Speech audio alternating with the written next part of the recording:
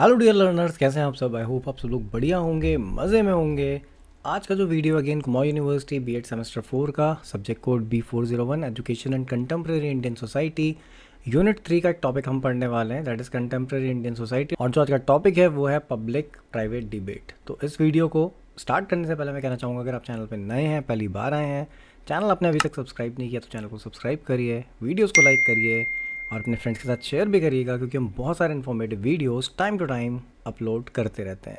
So without time waste करें फटाफट start करते हैं आज का वीडियो। अगर हम बात करें पब्लिक प्राइवेट डिबेट की, तो इसका सिंपल सा जो मतलब है वो ये है कि एजुकेशन सिस्टम में जो प्राइवेट सेक्टर है एंड पब्लिक सेक्टर है, उनमें कहीं ना कहीं यहाँ पे हमेशा जो है डिस्प्यूट्स रहते हैं। क्योंकि कुछ लोगों का कहना यह है कि जो प्राइवेट सेक्टर है बहुत ज़्यादा फीस चार्ज करता है ऑल, तो उसी चीज़ को हम यहाँ डिस्कस करने वाले हैं। स्टार्टिंग में मैंने यहाँ पे कुछ पॉइंट्स रखे हैं जिनको मैं बहुत शॉर्ट में बता रहा हूँ, क्योंकि ये सारे वो टॉपिक्स हैं जो हमने इससे पहले की वीडियोस में कवर करी हैं।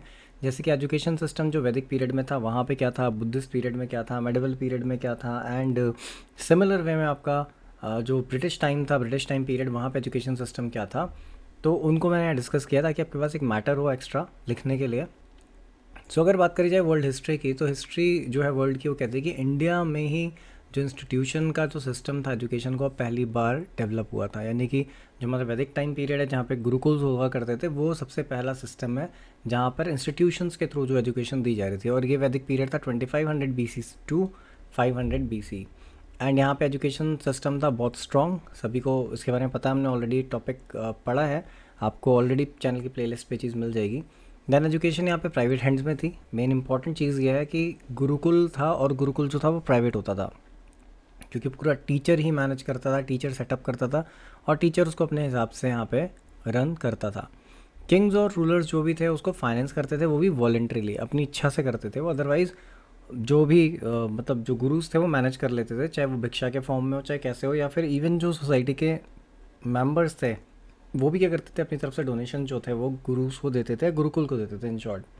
तो यहाँ पे कोई भी जो कंट्रोल है वो स्टेट का नहीं था, यानी स्टेट कंट्रोल नहीं करती थी। लेकिन ऑब्वियसली यहाँ पर बहुत सारी कमियाँ भी थी, जिनमें से दो स्पेशल यहाँ पे जो मेन कमी है वो दी गई हैं, यानी मैंने मेंशन करी है। जैसे कि कोई यूनिफॉर्म एजुकेशन पैटर्न नहीं था, और साथ ही साथ यूनिवर्सली अवेलेबल नहीं था, क्योंकि गुरुकुल्स के साथ भी यही प्रॉब्लम थी, गुरुकुल्स हर जगह नहीं थे। गुरुकुल उस पॉइंट ऑफ टाइम पे मेनली फॉरेस्ट एरियाज़ में होते थे, शहर से बहुत दूर, जो कि पॉसिबल नहीं था बहुत सारे लोगों के लिए उसको अफोर्ड करना या जाना वहाँ पे। तो ये एक रीज़न था। Then during the Buddhist period, that is 500 BC to 1200 AD, Brahmanic education जो थी वो प्राइवेट हैंड्स में थी, और जो बुद्धिस्ट एजुकेशन थी उसको डेवलप किया गया था under the control of private institution, यानी बुद्धिस्ट संघा। तो अगेन दोनों चीज़ें, ब्राह्मणिक एजुकेशन हो या फिर बुद्धिस्ट एजुकेशन हो, दोनों के केसेस में क्या था कि वो प्राइवेट हैंड्स में थी। और बुद्धिस्ट के केस में तो हमने पढ़ा भी था कि संघा जो या संघ जो जैसे कहते हैं उसके अंडर में एजुकेशन पैटर्न पूरा जो सिस्टम था उनका वो था।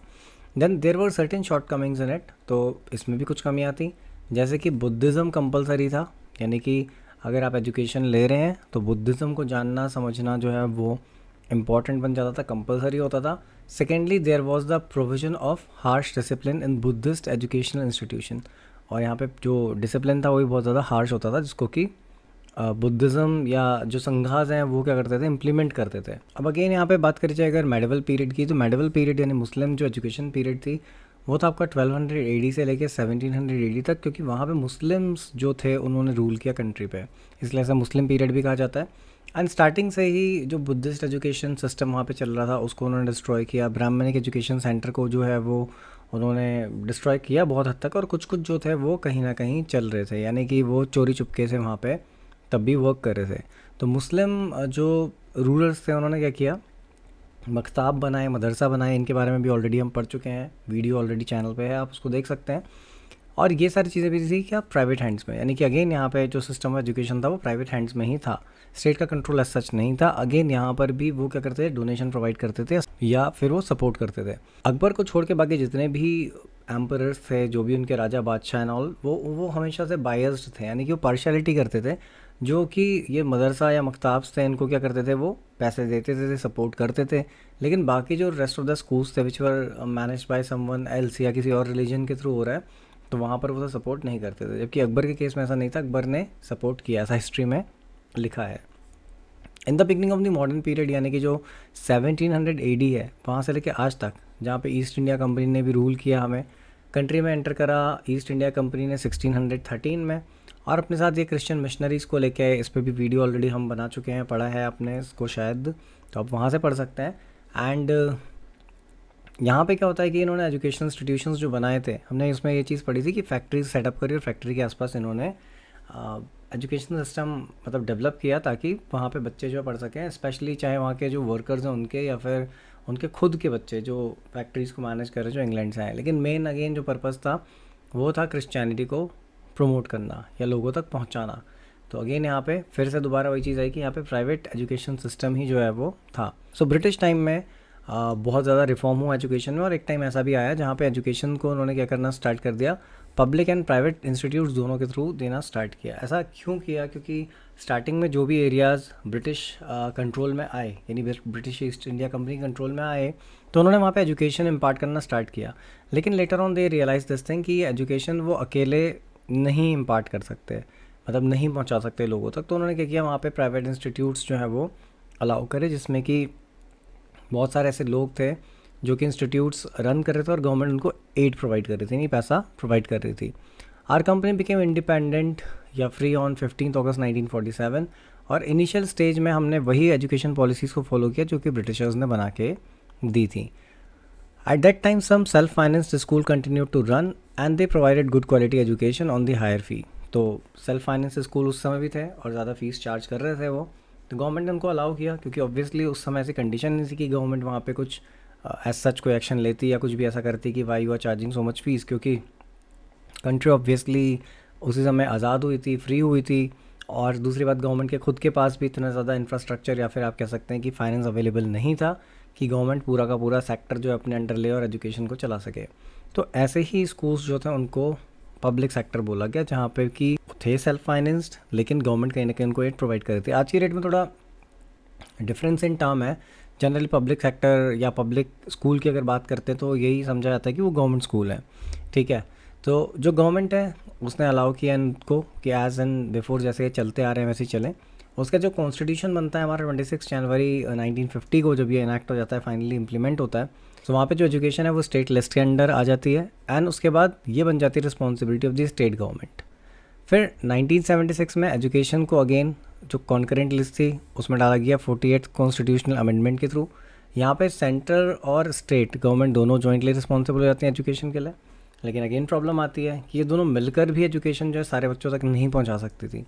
तो इन्होंने यहाँ पे क्या किया, प्राइवेट इंस्टीट्यूट्स को रिकॉग्नाइज़ करा, मतलब कि उनको अथॉरिटी दी कि भाई वो जो है वो चला सकते हैं स्कूल, एजुकेशन दे सकते हैं, लेकिन प्रिस्क्राइब्ड नॉर्म्स के हिसाब से। और अगर प्रिस्क्राइब्ड नॉर्म्स होंगे तो ये उनको एड भी प्रोवाइड करेंगे, यानी हेल्प भी प्रोवाइड करेंगे। सो इन 1979 जो उस समय की जनता गवर्नमेंट थी, Janata Dal government and all हो, तो उन्होंने क्या किया, नेशनल एजुकेशन पॉलिसी बनाई 1979 की कि कॉमन स्कूल सिस्टम जो है वो डिक्लेयर किया जाता है। और उसके बाद यहीं से जो है वो क्या होता है, प्रॉब्लम ये जो पब्लिक एंड प्राइवेट वाली हुई, ये इसी टाइम से हुई। अब ये पब्लिक प्राइवेट डिबेट जो है वो क्या है, और यहाँ पे बेसिकली दो टाइप में ये डिबेट होता है हमेशा। तो जो पब्लिक प्राइवेट डिबेट है ये एजुकेशन लेवल पे, यानी कि जो स्कूल लेवल है वहाँ पर भी होता है, एंड साथ ही साथ जो हायर एजुकेशन लेवल है यानी कि कॉलेजेस, उससे रिलेटेड भी है। तो अब यहाँ पे है क्या पॉइंट्स। तो पहली चीज़, private school charge a heavy fee so are out of the reach of common people. एक तो जो प्रॉब्लम है यहाँ जो लोगों का कहना है वो ये है कि भाई जो प्राइवेट स्कूल हैं वो क्या करते हैं, बहुत ज़्यादा फ़ीस चार्ज करते हैं, और इसीलिए कॉमन पर्सन जो भी है वो उसको अफोर्ड नहीं कर सकता। They charge a capitation fee along with annual fee. The more attractive the school the higher the capitation fees. अब यहाँ पे जो कैपिटेशन की बात करी गई है ना, एक टाइप से क्या है, आपने कई बार सुना होगा डोनेशन।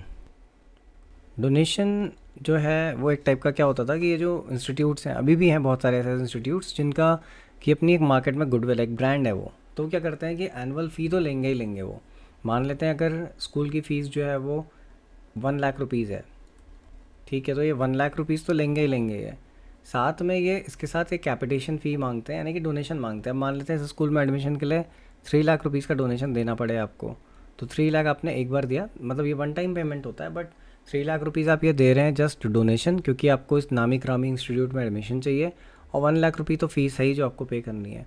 तो ये कुछ इस टाइप का जो है वो फंडा यहाँ पे है, तो ये भी इसलिए भी लोग इसके अगेंस्ट रहे हैं या वो इसके अगेंस्ट आवाज़ उठाते हैं। Then they increase the fee even mid session.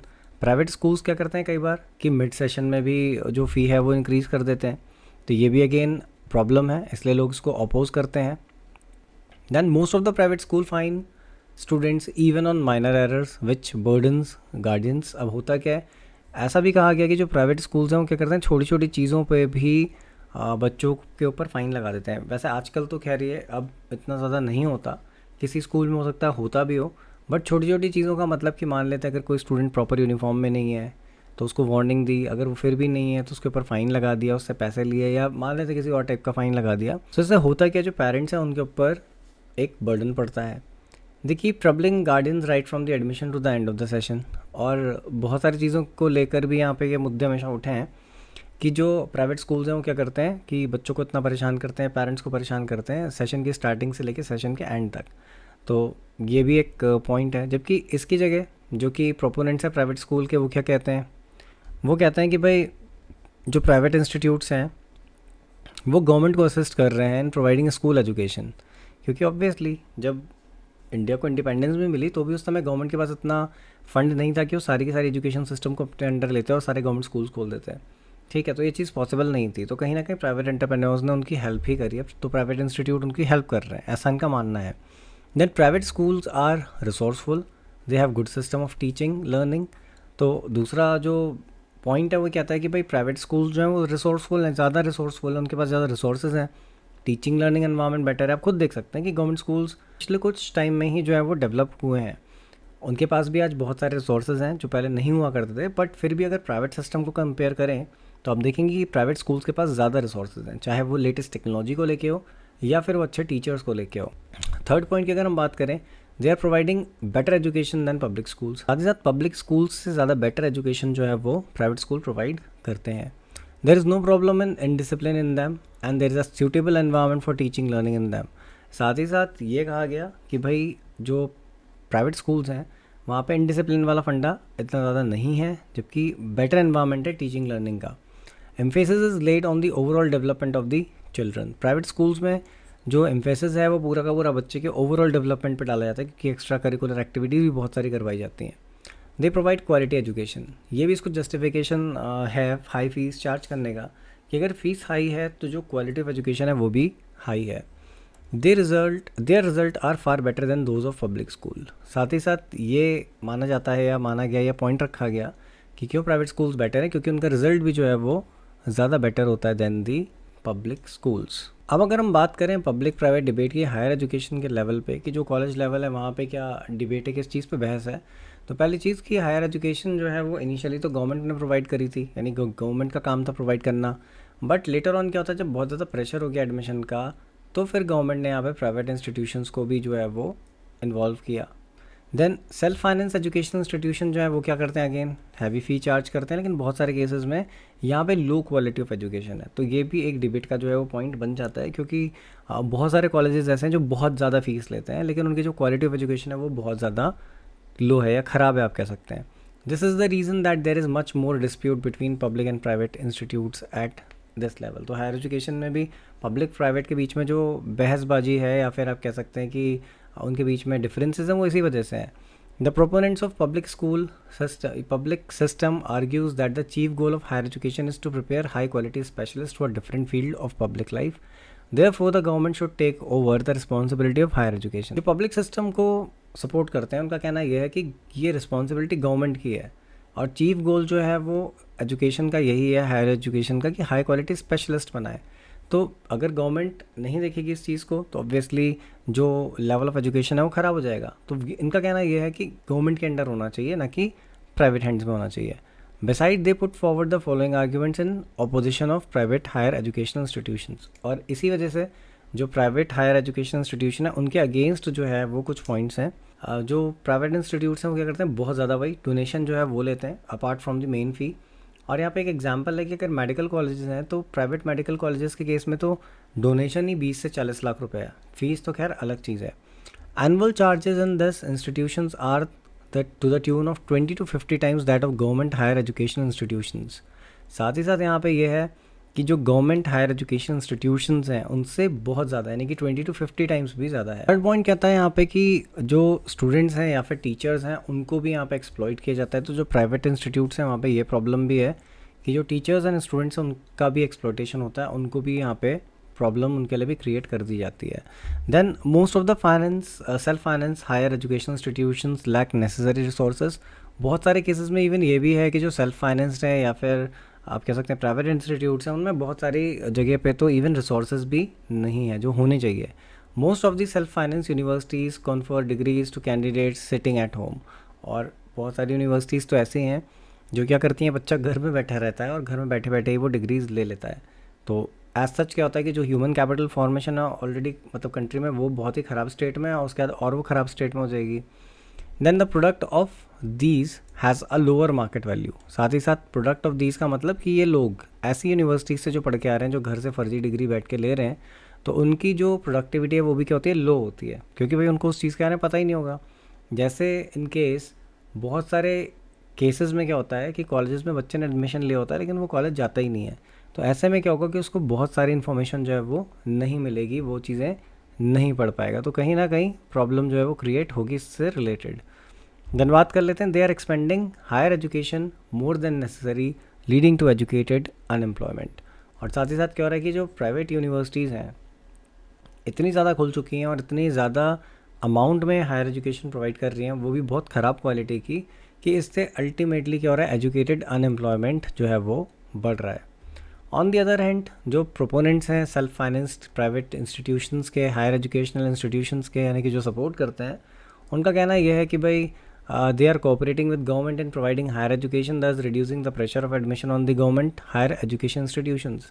तो इनका कहना यह है कि भाई जो ये प्राइवेट इंस्टीट्यूट्स हैं तो गवर्नमेंट की हेल्प कर रहे हैं, क्योंकि गवर्नमेंट एडमिशन उतने ज़्यादा हैंडल नहीं कर पा रही। जैसे अगर हम यहाँ पे जहाँ पे मैं हूँ जिस सिटी में, that is Haldwani district Nainital का एक पार्ट, तो यहाँ पर भी क्या है, जैसे गवर्नमेंट कॉलेज है, मान लेते हैं MPPG कॉलेज है, सो वहाँ पर भी क्या है, लिमिटेड नंबर ऑफ सीट्स होंगी। तो उन लिमिटेड नंबर सीट्स के बियॉन्ड अगर सपोज एडमिशन आए और प्राइवेट इंस्टीट्यूट्स नहीं होते, तो क्या होता है, कॉलेज उनको एडमिशन नहीं दे पाता और वो बच्चे क्या होते हैं, बिना एडमिशन के रह जाते। तो जो प्राइवेट इंस्टीट्यूशंस हैं आसपास, वो सब क्या करेंगे, वो इस चीज़ को बेयर कर रहे हैं, या आप कह सकते हैं कि शेयर कर रहे हैं, और जिससे कि एडमिशन का जो प्रेशर है गवर्नमेंट के ऊपर वो क्या है, वो कम है। They have great competition and they are providing better education in the comparison to government institutions. तो ऑब्वियसली जो प्राइवेट इंस्टीट्यूट्स हैं उनके पास रिसोर्सेज ज़्यादा हैं, तो वो गवर्नमेंट से ज़्यादा बेटर एजुकेशन जो है वो प्रोवाइड कर सकते हैं।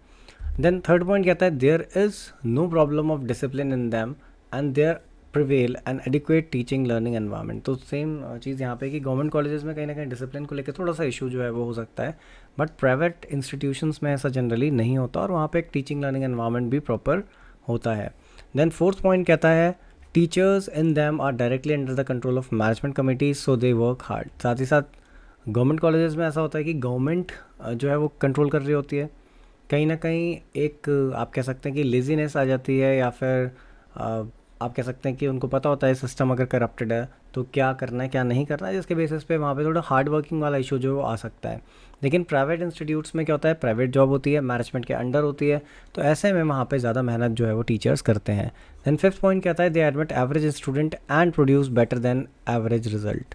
तो यहाँ पर जो एवरेज स्टूडेंट्स हैं उनको एडमिट कर लेती हैं प्राइवेट यूनिवर्सिटीज़, और बेटर देन एवरेज रिजल्ट वो देती हैं। तो अगेन यहाँ पे हम ये नहीं कह सकते कि गवर्नमेंट यूनिवर्सिटीज़ रिजल्ट अच्छा नहीं देती हैं, गवर्नमेंट कॉलेजेस नहीं देते, क्योंकि वहाँ पे जो रोल है वो ये होता है कि गवर्नमेंट में रिसोर्सेज लिमिटेड होते हैं, और बहुत हद तक बहुत सारी चीज़ें जो स्टूडेंट्स होते हैं उनको खुद करनी पड़ती है। जबकि प्राइवेट इंस्टीट्यूट्स में क्या होता है, वो उसी चीज़ की हायर फीस ले रहे होते हैं, क्योंकि वो सारी फैसिलिटीज़ प्रोवाइड कर देते हैं।